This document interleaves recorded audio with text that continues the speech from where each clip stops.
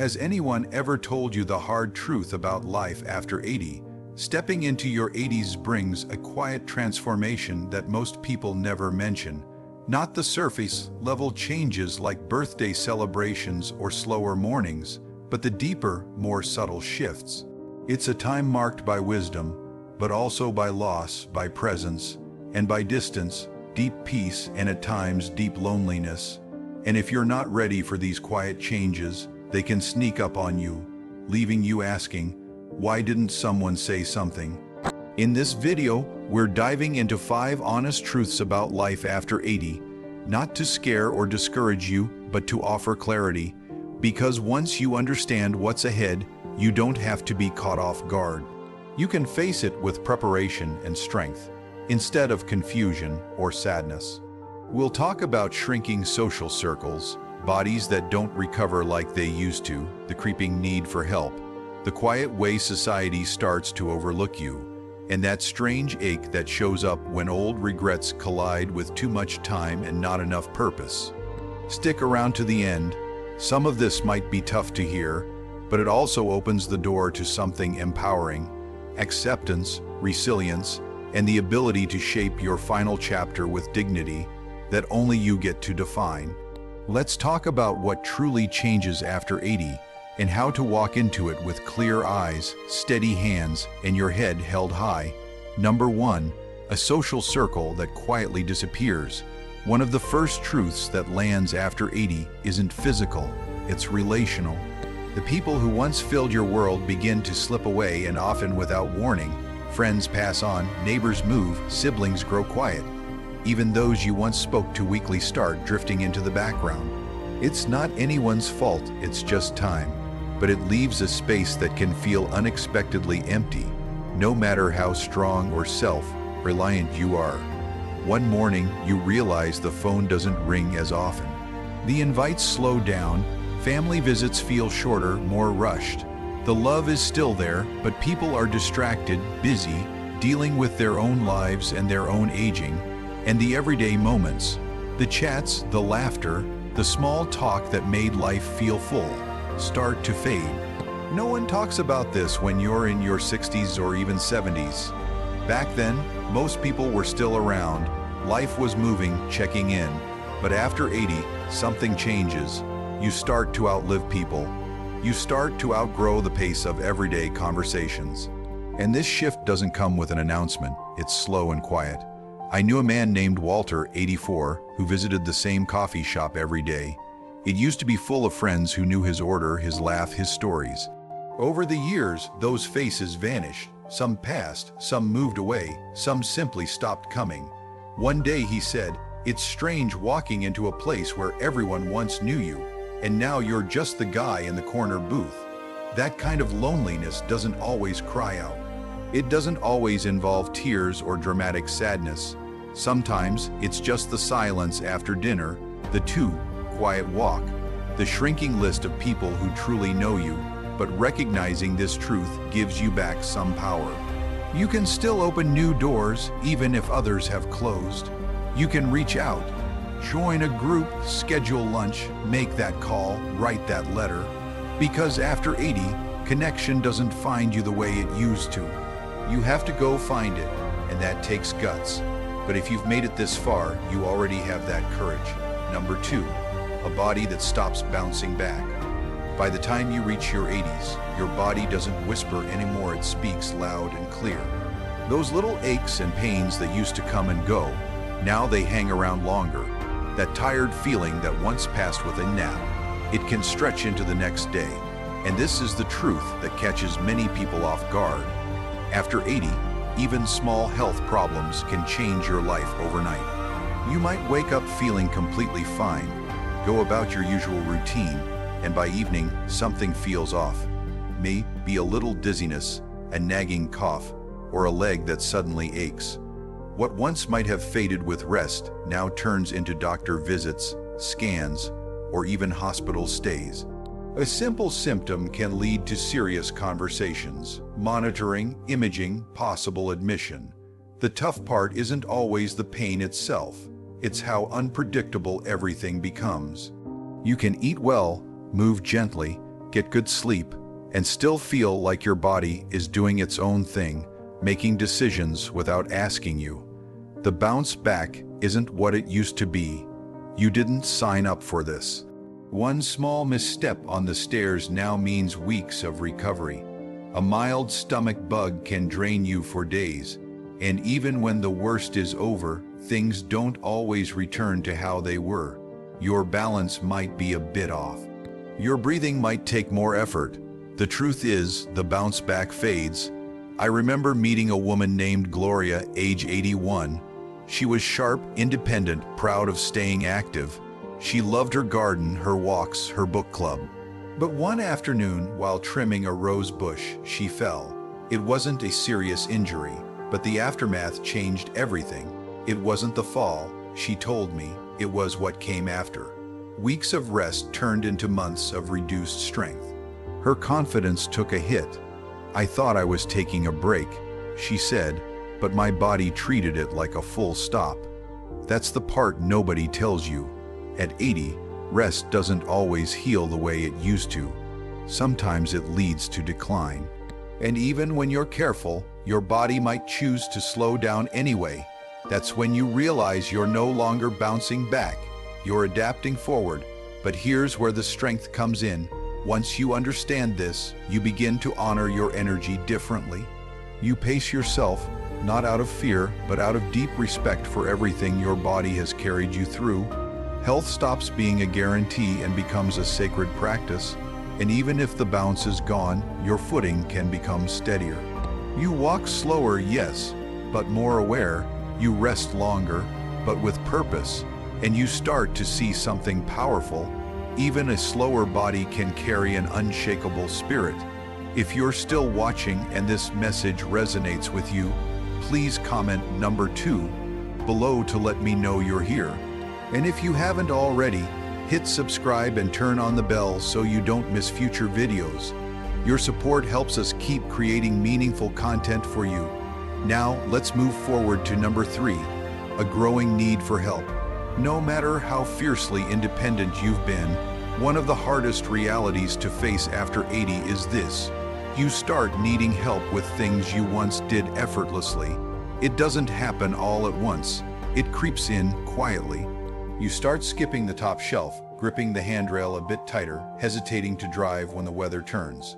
And even though your mind still feels capable, your body sends a different message. Slow down, be careful. What makes this stage especially hard isn't just the physical shift, it's the emotional one. For someone who's spent a lifetime taking care of others, becoming the one who needs help can feel unfamiliar, even embarrassing. You might start hiding what's getting harder. You skip grocery runs. You don't mention that you tripped. You reach for that light bulb yourself, even though your shoulder's been hurting for weeks. The desire to remain independent doesn't disappear, it grows stronger. But here's the truth. Independence after 80 doesn't mean doing everything alone. It means knowing when to ask for help and having the courage to accept it. I knew a man named Eugene, 85, who was fiercely self-reliant.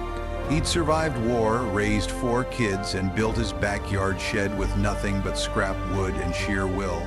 But one winter, he slipped on his icy driveway, no broken bones, just a bruised ego. Eugene didn't tell anyone. He brushed it off like so many things before, but his daughter noticed something had changed. She began stopping by once a week with groceries, staying long enough to have coffee. At first, Eugene resisted. "I'm fine," he'd insist, but over time, that coffee became a ritual. And one snowy afternoon, as they sat at the kitchen table, he admitted something that surprised even him. It's kind of nice. Not having to carry everything alone. That's the shift. It's not about weakness, it's about wisdom. Accepting help isn't surrendering your independence, it's protecting it. Because when you let someone drive you to an appointment, carry that heavy bag, or simply walk beside you on the stairs, you're giving yourself more time and energy to do the things that really matter. And not all help comes from people. Sometimes it's a grab bar in the shower, a stool by the counter, a sticky note on the fridge. These little adjustments don't strip you of dignity, they help preserve it.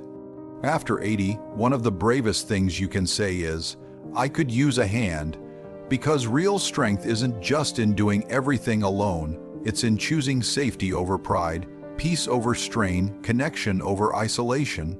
Number 4, a presence the world starts to overlook. One of the harder truths about aging isn't physical, it's the feeling that the world has started to look past you. You're not forgotten by those who love you, but in public spaces, something shifts. The cashier glances right past you, the doctor talks to your adult child instead of to you. The waiter assumes you need help ordering as if you can't think or hear clearly. It starts subtle, then it becomes more frequent. And even if you try not to let it bother you, it lands somewhere deep inside, because no matter how old you are, you still want to be seen. You've lived a full life, raised families, made tough decisions, survived heartbreak, war, change, and challenge. You've earned the right to be acknowledged. But in a culture that idolizes youth and speed, the quiet wisdom of age is often ignored. And if you don't speak up, you risk fading, not because your voice is gone, but because others stop listening. I remember Irene, 86, a retired teacher who volunteered at the local museum.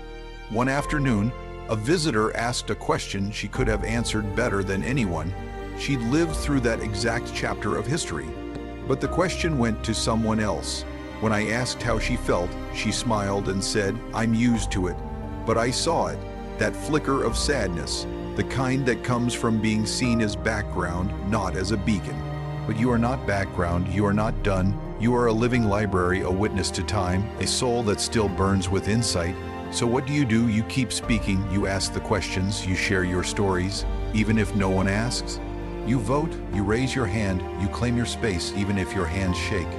Because every time you do, you remind the world, and yourself, that you still matter, you are not invisible, and you don't need to shout to be heard. You only need to show up and refuse to disappear.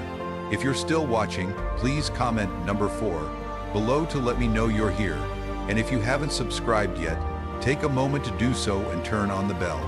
Your support helps us keep creating thoughtful content to inspire and inform. Now, let's move to number 5, a sense of regret.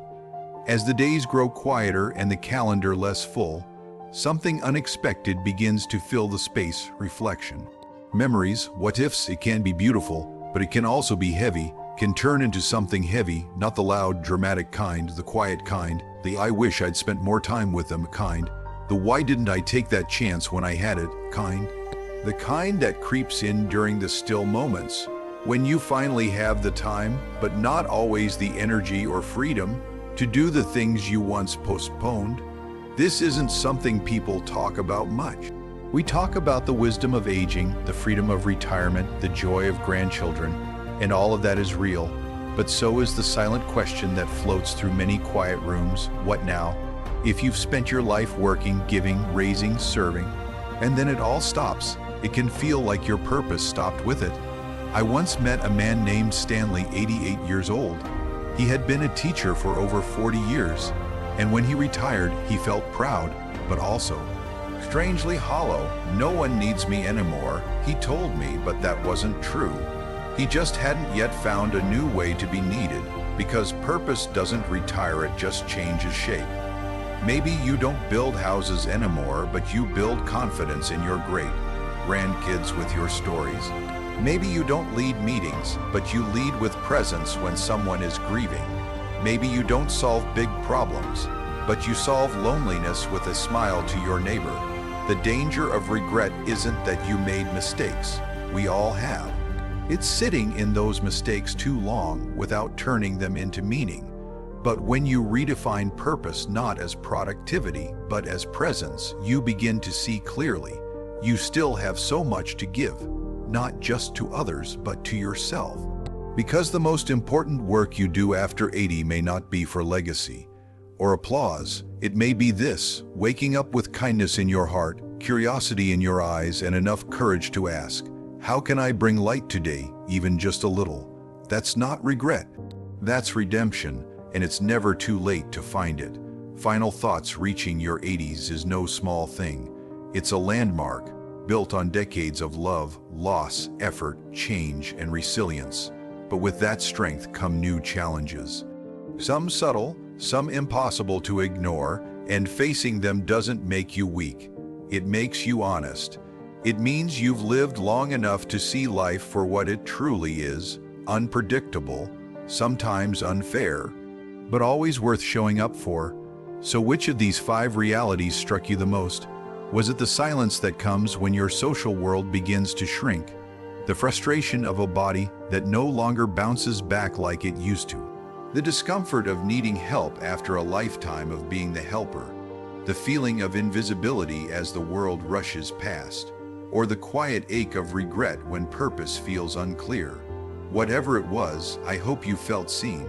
Because the truth is, you're not alone, not in the slowing down, not in the forgetting, not in the questions that keep you up at night or the moments that make you wonder what comes next. And here's the good news. Even now, even here, you get to choose.